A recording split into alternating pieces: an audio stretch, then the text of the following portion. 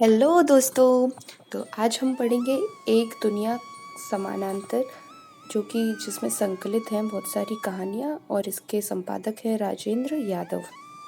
तो इसकी कहानियाँ आज हम पढ़ेंगे और इसमें इसका नाम ही एक दुनिया समानांतर इसलिए रखा गया है कि हम सभी के साथ साथ एक दुनिया चलती है और क्या क्या घटित होता है उस दुनिया में, लोगों के जीवन में द्वंद्व कितना होता है। ठीक है, तो इस संग्रह की पहली कहानी है जिंदगी और जोंक, जो कि अमरकांत जी ने लिखी है। यह कहानी समाज के खोखलेपन का जीवंत दस्तावेज मानी जाती है। समाज के हाशिए पर रहने वाले का किस तरह से शोषण किया जाता है, इस बात के बावजूद रजुआ अपनी जिंदगी में जीने के मायने तलाशता रहता है। तो जिंदगी और जोंक में ये मैं शैली में लिखी गई कहानी है, जिसमें शिवनाथ बाबू और रजुआ का मेन रोल रहता है। ठीक है, इसके बाद आती है मछलियाँ, जो कि उषा प्रेमपदा द्वारा लिखी गई है। इस कहानी में प्रेम की प्रतिस्पर्धा दिखाई जाती है, वही बोलते हैं ना ट्रायंगुलर लव, उस टाइप का प्रेम का त्रिकोण। तो इसमें विजय, मुखी, मनीष और नटराजन, ये 4 लोग मुख्य पात्र हैं। ठीक है, इसके बाद बारी आती है मेरा दुश्मन की, जो कि जिसके राइटर हैं कृष्ण बलदेव वैद। ये भी मैं शैली में लिखी गई है और इसके मुख्य 3 पात्र हैं मैं, माला, वो। ठीक है, चलिए अब बढ़ चलते हैं आगे। और अगले पेज पे क्या है, बादलों के घेरे। इसकी राइटर कौन है? तो इसकी राइटर है कृष्णा सोबती। इसमें भी एक बहुत ही मार्मिक कहानी का चित्रण किया गया है। पहाड़ों के इलाके की ये कहानी है। इसमें मन्नो, रवि, मीरा और बुआ, ये 4 मुख्य पात्र हैं। इसमें मन्नो बहुत बीमार रहती है। पढ़िएगा, बहुत इंटरेस्टिंग कहानियाँ हैं। इसके बाद आती है बारी खोई हुई दिशाएं की, जिसके रचयिता कमलेश्वर हैं। और इसमें चंदा, निर्मला, इंदिरा और आनंद, ये 4 महत्वपूर्ण पात्र हैं। ठीक है, इसके बाद आती है बारी गुल की बन्नों की, जिसको धर्मवीर भारती ने लिखा है। तो गुल की बन्नों में धर्मवीर भारती ने नारी के मन की व्यथा खोलते नज़र आते हैं। मतलब नारी के मन की क्या व्यथा है वो बताई है। और इसकी महत्वपूर्ण पात्र हैं गुल की बन्नों, घेगा बुआ, मिरवा, मटकी, मुन्नी, निर्मल आदि।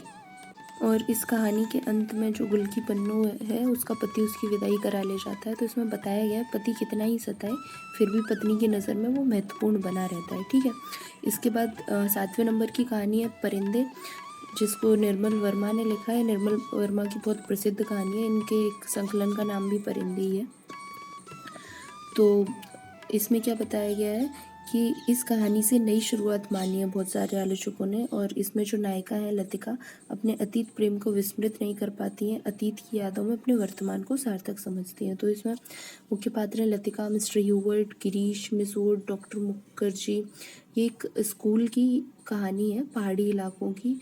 और फादर एलमंड, करीमुद्दीन, जूली। तो यहाँ एक जो मिस लतिका हैं, इनको एक फ़ौजी से प्रेम हो जाता है और वो शहीद हो जाते हैं। तो वो उन्हीं की यादों में अपना जीवन बिताती हैं। ठीक है, चलिए इसके बाद कहानी आती है सामान, जिसको प्रयाग शुक्ल जी ने लिखा है। और इसमें 2 ही पात्र हैं, रवि और उसने। ये कहानी दिखाया गया है कि मतलब किसी भी सामान के छूट जाने पर कैसे पत्नी अपने पति से डरती है और उसको लगता है कि कहीं ये गुस्सा ना करें, गुस्सा ना करें। मतलब बिल्कुल एकदम घोर यथार्थवादी कहानी। आप पढ़ने बैठेंगे ना तो आपको लगेगा अरे यार ये तो घटित होता है हमारे साथ। तो चलिए अब बढ़ चलते हैं आगे। और ये कहानी इतनी इंटरेस्टिंग है कि इसके ऊपर फिल्म भी बन चुकी है। इस कहानी का नाम है तीसरी कसम उर्फ मारे गए गुलफाम। और इसको लिखा है हम सभी के प्यारे फणीश्वरनाथ रेणु ने। फणीश्वरनाथ रेणु को आंचलिक उपन्यासों के लिए बहुत उनका नाम बहुत फेमस है। और उन्होंने बिहार का जो परिवेश है ना, वो अपनी कहानियों और उपन्यासों के माध्यम से जन जन तक पहुंचाया है। तो इसके मुख्य पात्र होते हैं हीरामन, हीराबाई। हीरामन इसमें एक तांगे वाला होता है, घोड़ा गाड़ी वाला। ठीक है, पलटदास, धुन्नीराम, लहसनवा, लालमोहर आदि। तो इसमें क्या रहता है कि हीरामन को हीराबाई से प्रेम हो जाता है और फिर वो चली जाती है। बाकी आप लोग खुद ही पढ़िए, क्योंकि फिर मैं क्रेज ही ख़त्म कर दूँगी आपका। चलिए इसके बाद है चीफ की दावत। तो ये भीष्म साहनी द्वारा लिखी गई है। और इसमें दिखाया गया है कि आजकल की जो जनरेशन है, बच्चे हैं, वो अपने माता पिता के साथ कैसा व्यवहार करते हैं। तो इसमें जो श्यामनाथ है उसके बॉस आते हैं घर पे और उसकी माँ से बातचीत करते हैं। उनकी माँ खर्राटे बहुत लेती हैं, तो ये लोग छुपा देते हैं माँ को, सामने मत आना, लेकिन बॉस फिर भी देख लेता है। फिर माँ से गाना गवाता है और उसको पंजाबी एक कोई कढ़ाई होती है उसमें कुछ बनाने के लिए बोलता है, तो उसकी माँ अपने बेटे की खुशी के लिए सब करती है, लेकिन बेटा उसकी बिल्कुल इज्जत नहीं करता। तो ये फ़र्क होता है माँ और बेटे के प्यार में। ठीक है, इसके बाद है कहानी नंबर 11। उसका नाम है यही सच है और इसके लेखिका हैं मन्नू भंडारी। इस कहानी में नायिका अंत तक अपने वास्तविक प्यार को लेकर उलझी रहती है। उसे अपने प्रेमी और अपने मित्र के बीच का भेद समझने में मुश्किल होती है। वही मतलब अंदर ही अंदर द्वंद्व चलता रहता है कि मतलब मैं प्यार किससे करती हूँ। तो इसमें भी है पात्र संजय, निशीथ, दीपा, ईरा। तो इसके बाद आते हैं अपन दूध और तवा पर। इसके रचनाकार हैं मार्कंडे। ये भी मैं शैली में लिखी गई कहानी है। इसमें मैं, वो, मुन्नी और रुनको ये मुख्य पात्र हैं। ठीक है, अब इसके बाद है एक और ज़िंदगी। तो एक और ज़िंदगी को लिखा है मोहन राकेश ने और ये मोहन राकेश की सबसे महत्वपूर्ण कहानी मानी गई है। इसका नायक अपनी पहली शादी फिर तलाक दूसरी शादी में उलझ कर रह जाता है। तो इसमें जो इसका नायक होता है वो अपनी पहली पत्नी से तलाक ले लेता है कि चलो दूसरी शादी में चैन से रहेंगे, और फिर दूसरी शादी करता है तो भैया वो खोटे दिमाग की आ जाती है, उसका दिमाग ही हिला रहता है, तो वो निभा नहीं पाता है उसके साथ। फिर वो अपने बच्चे से मिलने लगता है जिसका नाम पाशी होता है।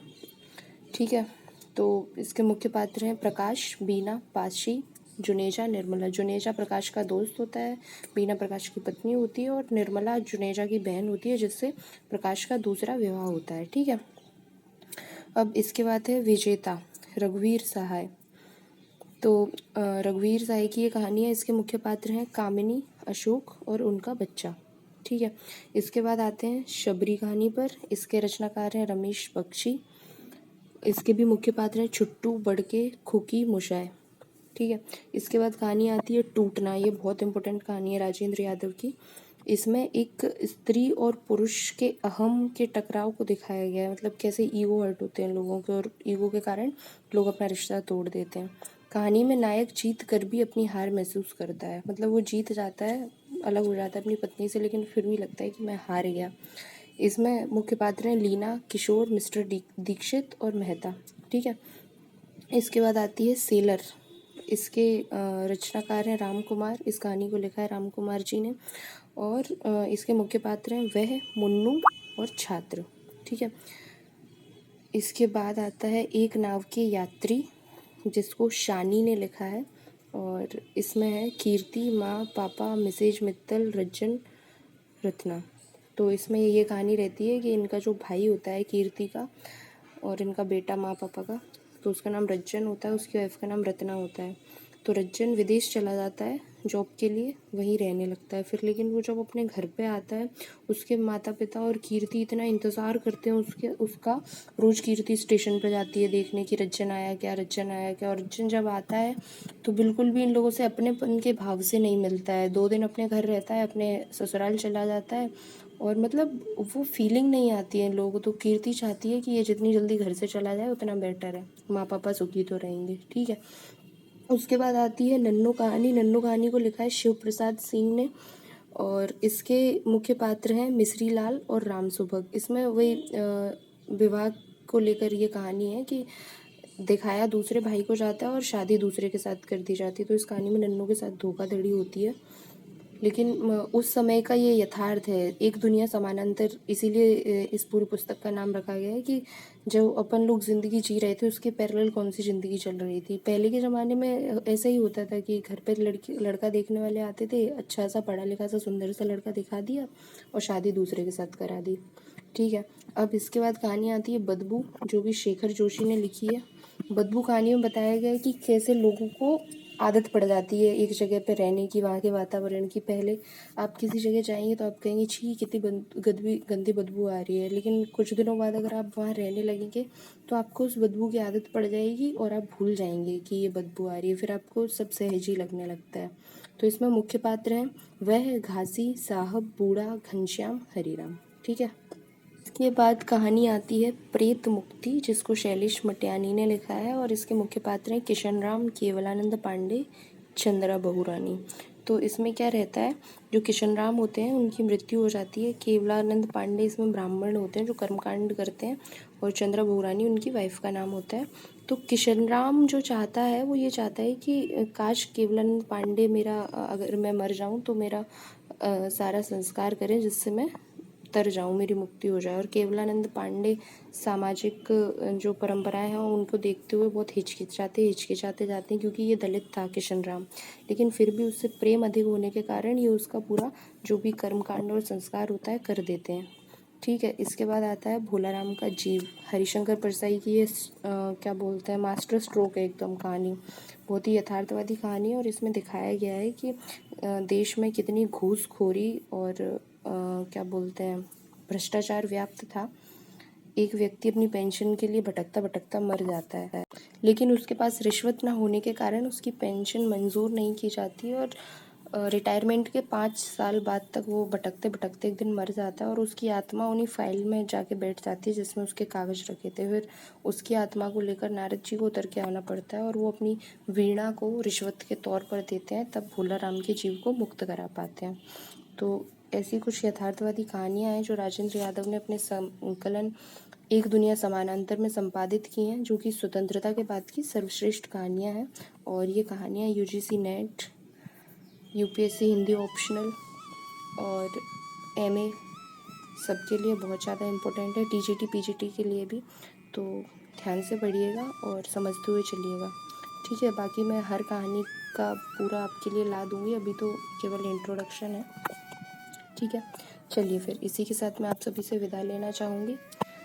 पढ़ाई कीजिए, स्वस्थ रहिए, मस्त रहिए, और जानकारी अगर पसंद आई हो तो प्लीज़ हमारे चैनल को लाइक कमेंट शेयर करें एंड सब्सक्राइब भी करें। और अगर आप कोई नए टॉपिक या किसी कंटेंट पे वीडियो चाहिए तो प्लीज़ कमेंट बॉक्स में ज़रूर बताइएगा, हम ज़रूर आपकी मदद करेंगे।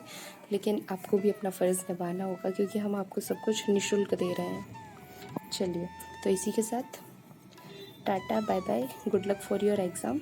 Thank you.